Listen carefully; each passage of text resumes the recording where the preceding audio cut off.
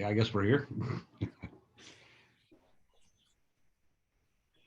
So we're going to talk today about America's 19th century pastime, baseball, and how they're really striving hard, both sides, to make themselves even more irrelevant. But that just seemed a little flippant in this day and age, right? I mean, True. there's a war going on. So we thought we'd take a few minutes and kind of violate our own rule of we don't talk politics, right? Yep. So obviously we're talking about the Russian invasion of Ukraine, Oh, and that's happening. that is still happening, day 6 right now, and what the possible end game is here. But like you and I have been talking about, what is striking is here in America, there's a lot of people who have been praising Putin and how strong a leader he is. Well, some have, yes. Yeah, yeah. Some, and as if they admire that. They admire his strong leadership, and I just don't know that they've done a deep dive on that, what a strong leader looks like. But I think the Daily Mail put out a video here on YouTube that really shows what we're talking about. We talk about a strong leader who doesn't really care about anyone else's opinion. He's going to unilaterally decide what an entire nation of 145 million people are going to do. Yeah. So You want to go into that video and just let's see that video from the Daily Mail. let's just take a look here. Yeah, this is it, people. This is what you get with a strong leader. This is a strong leader, right? Начать переговорный процесс? Нет, или признавать суверенитет. А я говорите прямо. Я поддержу предложение о признании. Поддержу или поддерживаю? Говорите прямо, Сергей. Поддерживаю предложение. Так и скажите, да или нет. Да? Поддерживаю предложение о вхождении Донецкой и Луганской народных республик в состав Российской Федерации. Мы об этом не говорим, мы этого не обсуждаем. Мы говорим о признании их независимости или нет. Да. Я поддерживаю предложение о признании независимости. Хорошо, садитесь. Спасибо. Спасибо.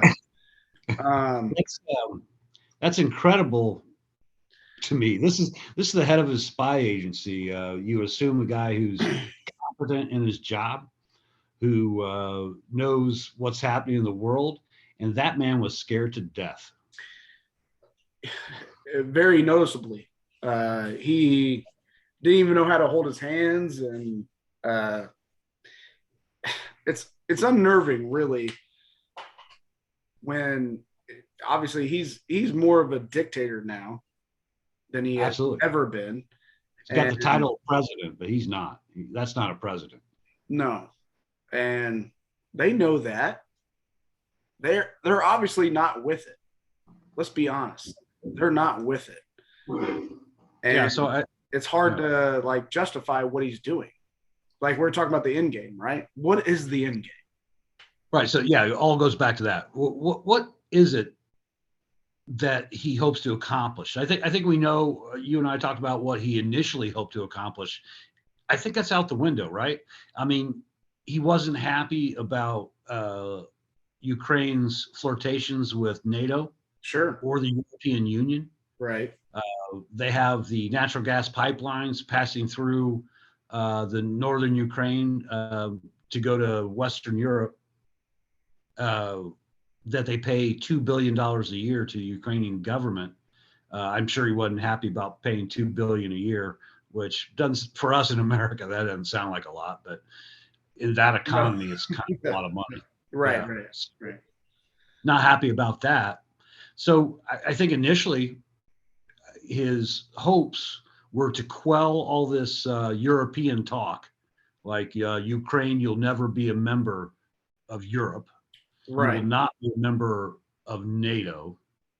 So his plan was what? To invade the country and install a government that has his worldview. I mean, we can agree that I think that's what his intentions were. Well, I mean, so it's been true for him. Like countries like Belarus has pretty much the dictator there under his thumb, and says, Yeah, hey, Lukashenko is just a puppet. We know that. yeah. So I think that's his thoughts are, but I'm trying to think what the end game really is, because okay, say you do take over Ukraine, which has been a lot tougher than I think he bargained for, right? Definitely. So, and his people. Yeah, absolutely. His people are never on his mind anyway, so that doesn't matter. But you don't think the well-being of the average Russian citizens not in the forefront of Vladimir Putin's mind? No, I don't think he cares how long they stand in a line at an ATM. I really don't think he cares. It's amazing to me.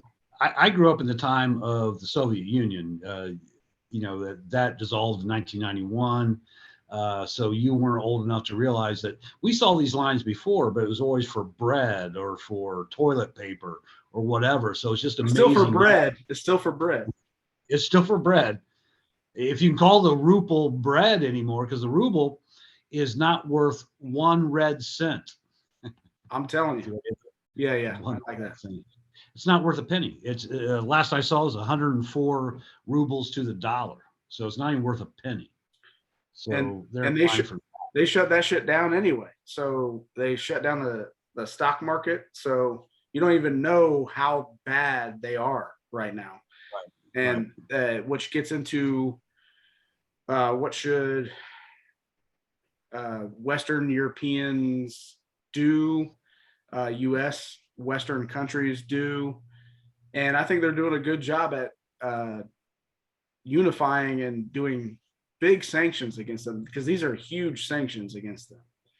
Yeah, I think a lot of people, you and I included, we always laugh when we hear sanctions. Like, who gives a crap? And Russia, look, this thing wasn't thought about last week or last month or last year. This thing has been in the works ever since 2014. Yeah, 14 with the Crimea, right?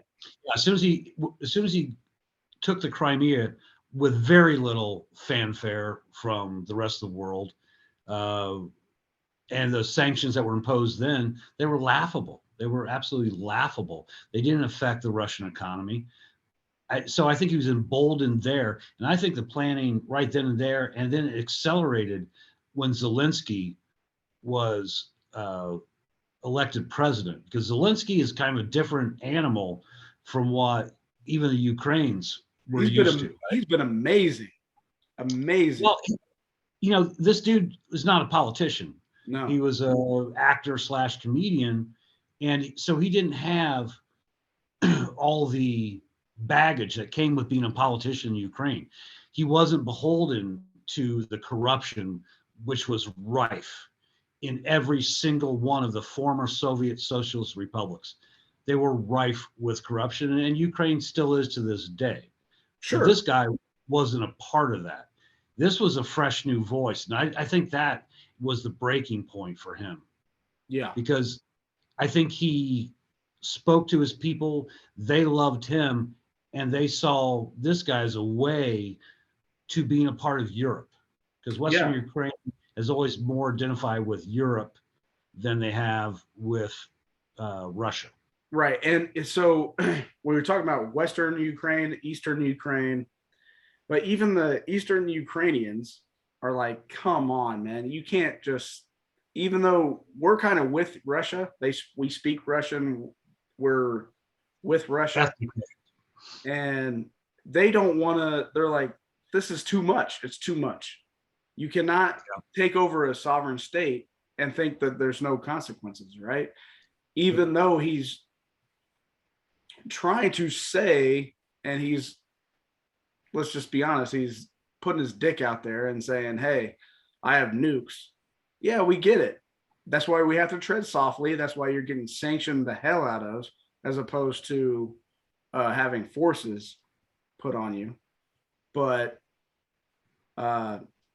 Ukraine it's phenomenal what the people there are doing. They're really stepping up. It's awesome.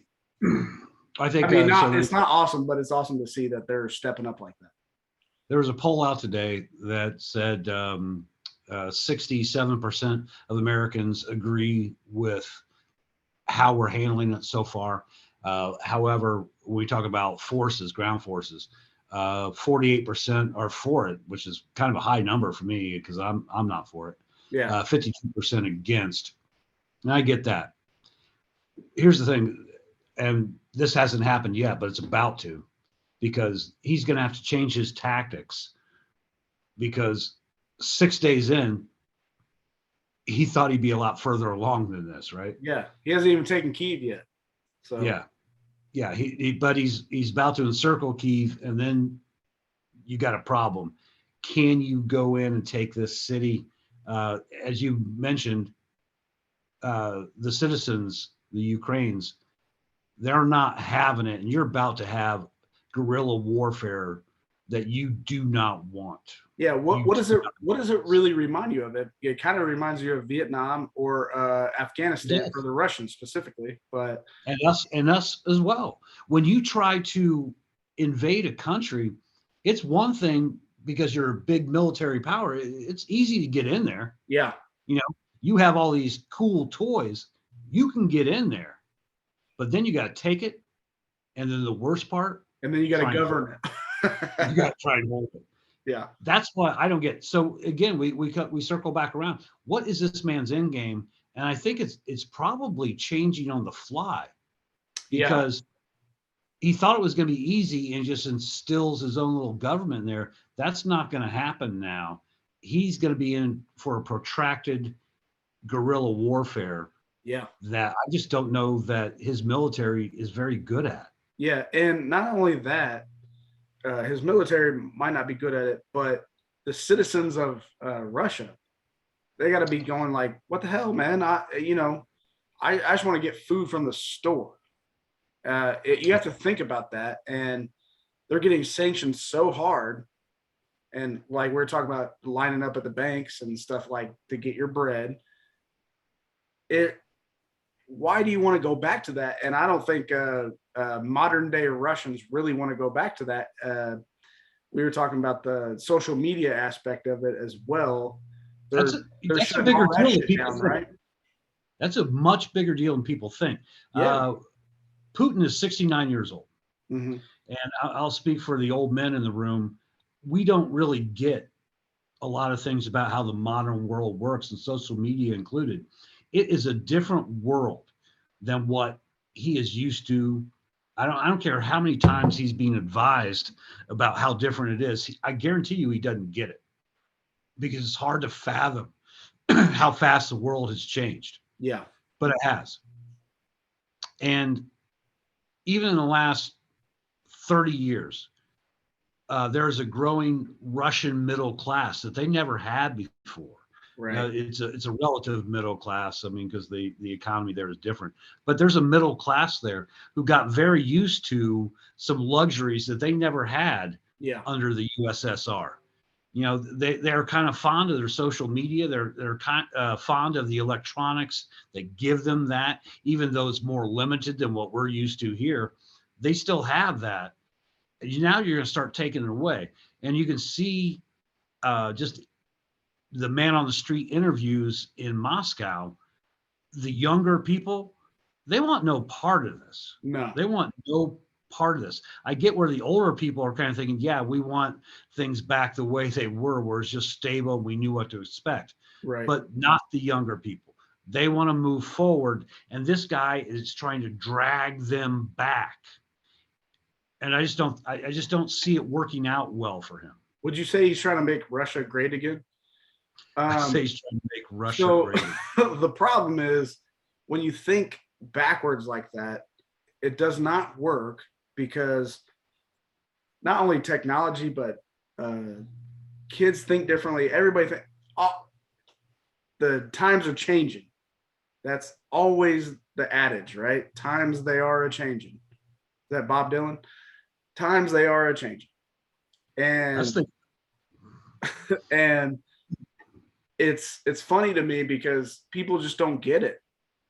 And I hate when Us old people don't. Us old people do not. yeah, but some do, some don't. You get it because you're on this stupid little platform that I'm on. But you know, you Putin is thinking of the old Soviet Union. Well, that's never going to happen again, ever. I don't care No. if you take Ukraine. I don't care. I'm just saying that's never going to happen again. It's not going to be the same. And quit thinking like that. Yeah, I mean, look, there's some resources in Ukraine that he wants. The eastern part of Ukraine is a breadbasket. I mean, potatoes, grain, there's a lot there. Again, we mentioned the pipelines that run through there. So as a transit to Europe, that's a big deal. But I just don't think that's what it is for him. I think it, and I get it. He doesn't want NATO on his borders, and that's been discussed a lot. And even a lot of pundits here in America is like, who would we want Russia parked right outside our borders? Well, of course we wouldn't. We kicked them out of Cuba with their missiles in the 60s. I get that aspect. However, the Baltic states, Latvia, Lithuania, all these Baltic states, they're part of NATO already. We're already there. Just because Ukraine directly borders you doesn't make a whole hell of a lot of difference. And frankly, Ukraine was not really on a fast track to be in NATO. And definitely, even though they just signed papers yesterday, they're not on a fast track to become a part of their European Union.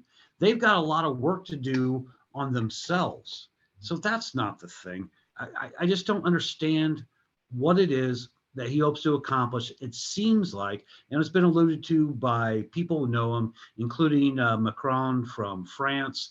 There's a German former prime minister who alluded to the fact this is not the Vlad that we knew 10 years ago. Right. So I hope it's not the fact that he's kind of losing it. All I'm mentioning, he's kind of looking backwards to how it was and reminiscing, as opposed to the realities of the present day world.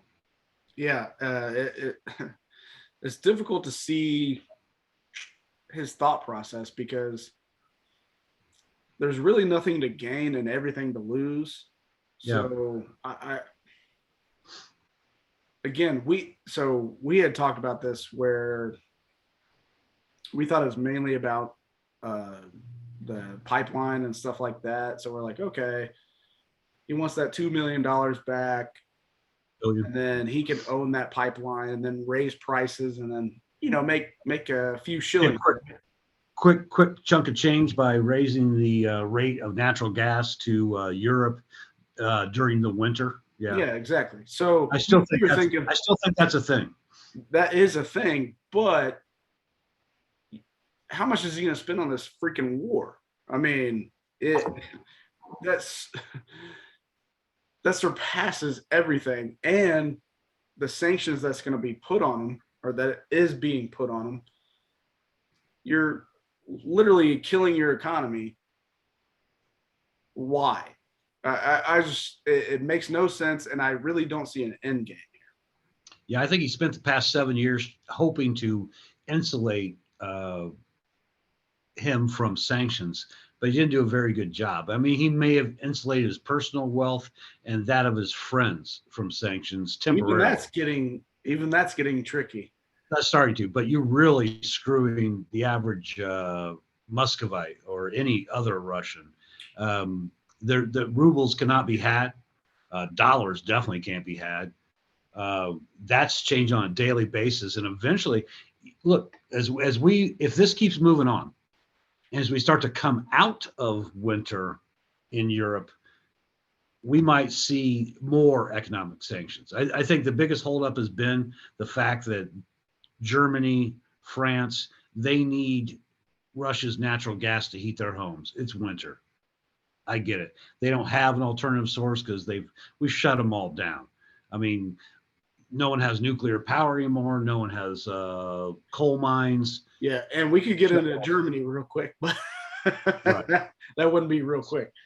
So we've changed that. But as we come into spring, and that's not such a big deal anymore, I think you're going to see even more economic sanctions. Yeah, I agree I with know a you. lot of people, especially late night comedians, were excited about Switzerland taking a position, their banks Yeah, taking a that's right. position Yeah. to freeze assets. But let me just temper that down a little bit by reminding people of history.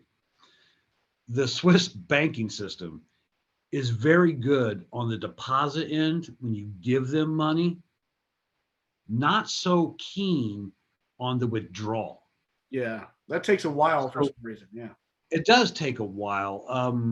So if this all ends and everyone drops the sanctions, it could be 60 to 70 years for some Russians to see their money, and then they get pennies on the dollar. You can ask the Jews. Yeah.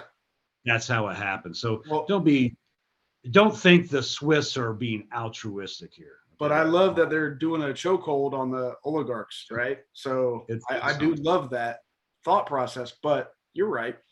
Uh, if the Swiss are against you, oh boy, you can I just because I can't help but see a money grab here. I think it's a money grab. You know, if the hey, Swiss we'll go see you. against you, they go with the Nazis, man. They don't care. Yeah, dude, we'll see you in 60, 70 years when you get your money back. Yeah. Good luck with it. So this coalition didn't get really stronger with Switzerland, whatever. But Right. it did free some more money because I guarantee you that a lot of the oligarchs, Putin, I guarantee you a lot of their money was in Swiss banking. Guaranteed. Where else would you go? You gonna go to the Caymans like we do here in America? No, you're gonna go to the Swiss. And now they're gonna take your money. Yep. They're gonna take your. That's Thank their you very money much. now. That's their money. They got those knives. They got those really cool knives. Yeah, yeah, yeah. Well, you got a toothpick in there and everything. Mhm. So So where does Putin go from here? I mean, I think that's a big question. As you mentioned when we were talking earlier, you can't surrender. That's right, you can't just withdraw right now because that's a sign of weakness, right? right. So where do you go? What do you do? So again, we were talking about it. You can't surrender. You're weak. You're gonna lose. You're gonna lose. Overall in the grand scheme of things with the world. And if you take Ukraine, which they probably will, but they will not maintain it. I'll guarantee you that. They will take it. They will absolutely take it. They're too powerful. They will take it, but they will not maintain it. I bet you they will not maintain it. Then it's like you're in this holding pattern of you're just a shitty economy and you're going right back to so he wanted to make it like it was, right? So He's about to. he's about doing he's doing his damnedest. There's no real good out for him, and if he threatens nuclear war and stuff like that, there's no good outcome that could ever come from what he's doing at all. No. And I don't think he understood that when he first when he initiated it. So yeah, I look, you can't really rattle that saber, the nuclear aspect, dude. Look, Russia has more nukes than anybody else. They have them. cool. Cool. We just happen to have better nukes, and our stuff actually works. And we can actually get to your homeland. You can't get to ours. Our submarines actually, they actually, yeah, they don't sink. They don't have nuclear disasters. They actually work. So please stop that. Stop it. Stop it. There's no nuclear threat. And I think I'm not the biggest Biden fan, but I think it was exactly correct for them not to raise our nuclear alert status. I agree. To do it would justify actions on the Russians' part. There's no sense in it. Look, we might not have officially raised our DEFCON status, but we're pretty We know. vigilant. Don't mistake, we're pretty vigilant, man. So We know. It's Yeah. the same as like when JFK in the Bay of Pigs. Okay, we're just gonna sit here. We're not doing anything, but Cuban Missile Crisis, man. Yeah, Bay of give you- Pigs. No, Bay of Pigs totally different. Oh shit. Yeah, Cuban Missile Crisis. Okay. You have to trust me on this. Okay. Anyway, but you know, you have to move forward with a diplomatic reasoning because they do have those, even though we don't think they'll deploy them, but they do have those. And They do, but I think that's kind of off the table, don't you think? I mean, I think it's off the table. That if he's that much of a madman, I hope well, you they're. never know. I mean, but Obviously, that spy chief's not the guy we want on our side because Right. what a wuss. But hopefully he's got like 30 friends or something that could, stop this crap. hey, But look, man, if you're in for self-preservation, don't do this. Yeah. Because honestly, all it would do is hurt him, probably physically, but it definitely hurt his country. He's hurting his country, but I don't think he cares about that. Well, let's talk about just for a moment the Russian people, and there's been several instances of where they're not on board. But first of all, you mentioned Cuban Missile Crisis. One of the great heroes to come out of that was a submarine commander who thought he was under the order to fire his nuclear weapons at the United States, and he refused to because he didn't have the proper confirmation. It was a great story coming out of there, and he didn't, and he stopped nuclear war from happening. This one guy. So that's why I don't believe there's going to be a nuclear war. And then let's go on to the Russian soldiers who are in Ukraine right now. Apparently, and anecdotally, we know a lot of them were told we're on a training exercise. And then, of course, you're shipped off to a foreign country and here you are. We've seen a lot of instances where their heart's not in it. You and I talked about the famous thing of the old lady who goes up to the Russian soldier and wants him to put sunflower seeds in his pockets so that when he dies on their soil, sunflowers would sprout. Yep. To this guy's credit, this Russian soldier's credit, he didn't escalate it. Ma'am, go away. Yeah. Now, if that were 1942 and that was a Nazi soldier, That'd be a different story. that lady would be dead and that conversation never would have happened. So we see that. We see some humanity here, and I think it's happening with his people, and that's our hope for the world. Yeah. Is that I don't think the average Russian, I don't think the Russian soldier is behind this. It's If one lunatic. And Right. If their military commanders are behind it, well, they've done a crappy job so far. yeah. So Right. I everything now, again, these are anecdotal and visual images that we've seen because obviously we're not there. We don't know. A lot of them been recorded, but we don't know. In today's day and age, how much is fake, right? Sure. So it just seems to me like the Russians are not into it. And Ukrainians are, let's fight. If you're going to do this, let's do it. But even Ukrainians don't want to fight, but if they have to, they will. They're willing to. I think so. You had the old woman with the sunflower seeds, and then a great video was the guy driving down the road. He comes up on the Russian tank that apparently ran out of gas. Right. Ran out of gas, and the guy offered to tow him all the way back to Russia. And you can hear the conversation with the Russian soldiers.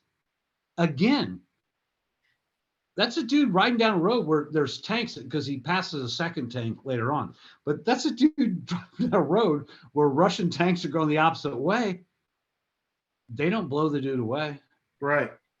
We're not into total war, and that's a good sign so far. And we're also into apparently senses of humor, I hope. One last famous anecdote, Snake Island. Yeah, I was about to go there, but Snake Island, where the Russian warship off the coast tells them surrender or we will bomb you. And then, of course, the famous Russian warship, go fuck yourself. That's awesome. So, and then on that same tape, you just hear bombing.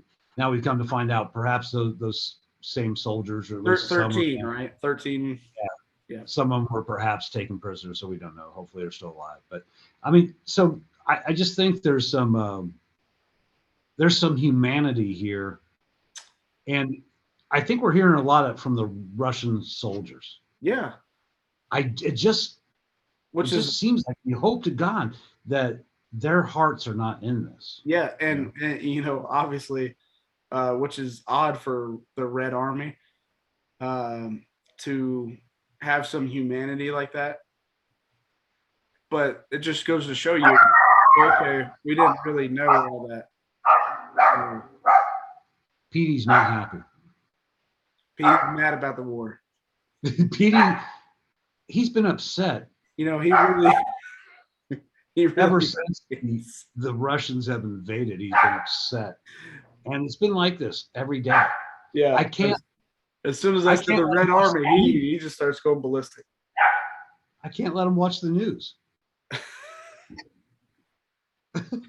Let him watch Fox. He might get. Well, that's what he typically watches. He's a Fox watcher. So it looks like a Fox. All right, I think we're done here. Listen. Look. Let's go Ukraine. I mean, obviously. Yeah, you know, the funny thing is, so on our channel here, we actually have subscribers and viewers from both Russia and Ukraine. I have no idea why. Maybe they're into NFL picks. I have no idea why, but we do. It's like 6% Ukrainian, like 4% Russian. Mm-hmm. So there are some viewers there. Yeah. Probably not now. I'm sure they're a little bit busy, but you all stay safe. And yeah, you know, work for what's right. Yeah. I mean, honestly, I don't want anybody hurt. I don't want Russians hurt. I don't want Ukrainians hurt. This guy's obviously sick, and we just talked about how we don't have we can't even comprehend a end game for him. But yeah, just stay safe over there. That's got to be brutal. Hearing the sirens go off, and I really hope that they everything works out. I hope there's peace, and then soon, very soon. Yeah, very soon. So anyway, all that, everyone stay safe. Yeah. All right, I think we're done.